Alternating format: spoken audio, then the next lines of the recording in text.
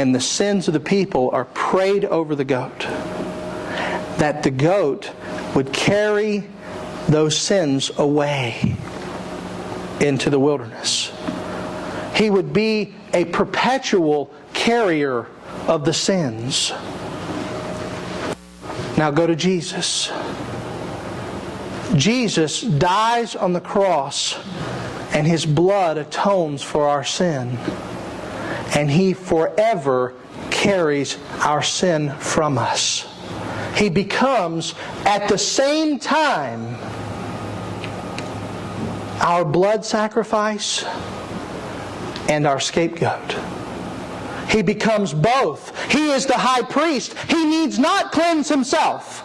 The high priest of old had to cleanse himself. He had to bring an offering for himself. But Jesus needs not bring an offering for himself because He was without sin. As Hebrews tells us, He was in every way tempted as we are, yet He was without sin. So He needed no offering for Himself, but rather gave Himself as the offering so that He could become both the blood sacrifice and the Azazel, the scapegoat offering, receiving in Himself all our sin, carrying it away from us perpetually and forever and ever.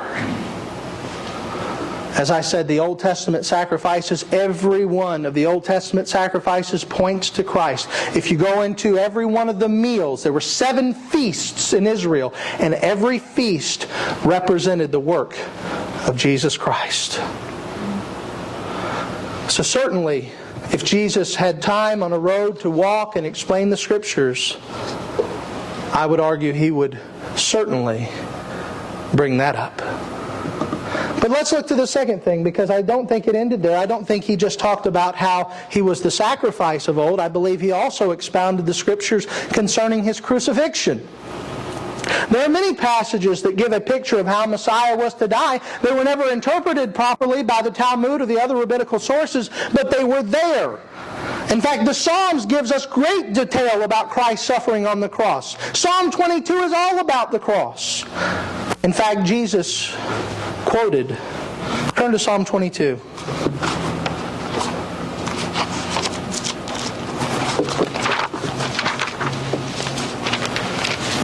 Look at verse 1. We'll go to the verse 14 in a moment. That's where I want to go. But I want you just to look at verse 1 of Psalm 22. Psalm 22 verse 1 says, my God, why have you forsaken me?"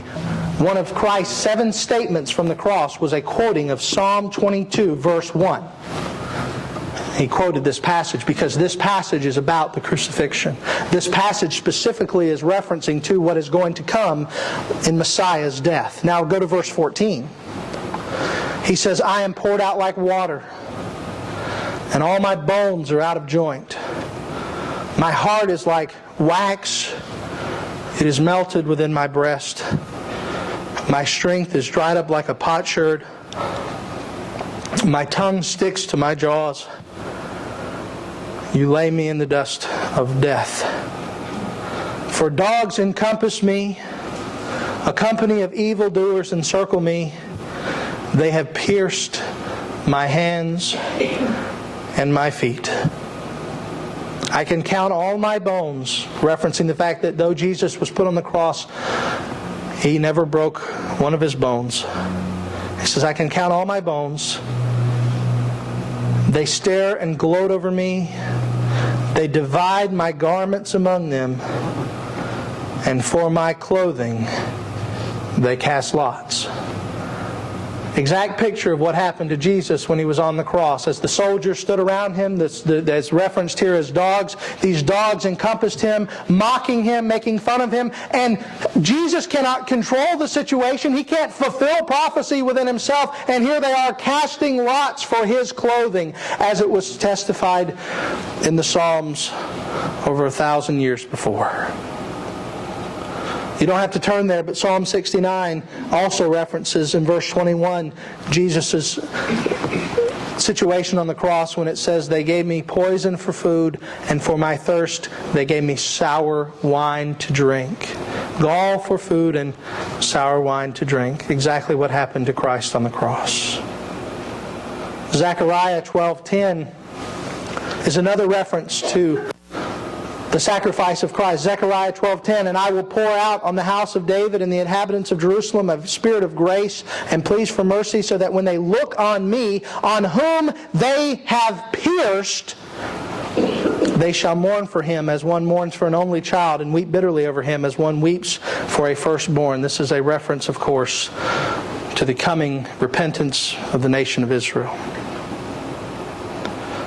But the most compelling passage, in my estimation, and one that I would not imagine Jesus not mentioning, is Isaiah 53. Regarding the cross, Isaiah 53. And I know we're kind of doing a run through the Bible this morning, but folks, I believe this is the way the conversation would have went. I believe that Jesus would have went to these passages and said, look, here I am. Isaiah 53, verse 1. Who has believed what they have heard from us, and to whom has the arm of the Lord been revealed? For he grew up before him like a young plant, and like a root out of dry ground. He had no form or majesty that we should look at him, and no beauty that we should desire him. He was despised and rejected by men, a man of sorrows and acquainted with grief. And as one from whom men hid their faces, he was despised, and we esteemed him not. Surely he has borne our griefs and carried our sorrows. Yet we esteemed him stricken, smitten by God, and afflicted. But he was wounded for our transgressions. Oh, a beautiful statement of substitutionary atonement. He was wounded for our transgressions. He was crushed for our iniquities. Upon him was the chastisement that brought us peace, and with his stripes we are healed. All we like sheep have gone astray. We have turned every one to his own way.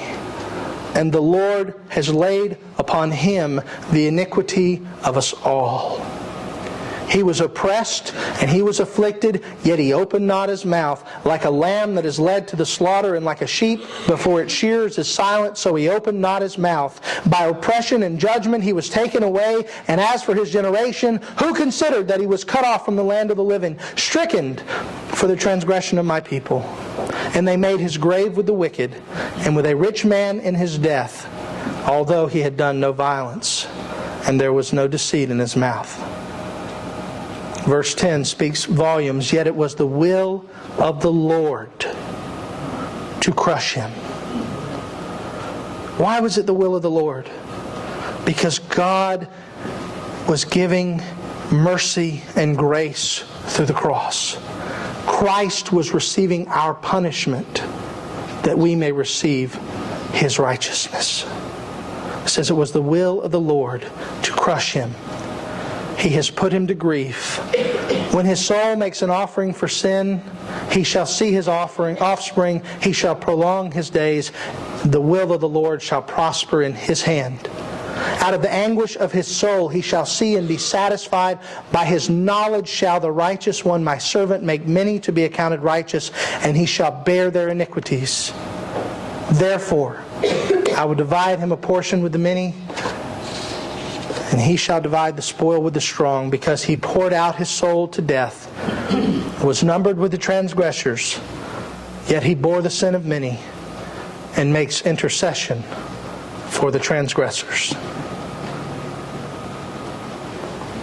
Beloved, it seems without doubt that Christ would never have let that passage go by without at least a reference to the fact that he is the man in Isaiah 53, that he is the one by whose stripes his people are healed.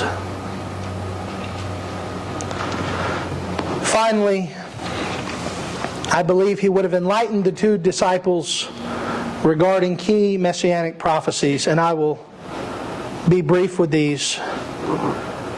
I believe he would have mentioned Genesis 3:15. Genesis 3:15 is the first promise of salvation to the two who sinned, Adam and Eve. And of course we know that through Adam's sin he plunged all of mankind into sin. But the promise was there. Even when God was bringing upon them judgment, He says to the woman, He says, I will put enmity between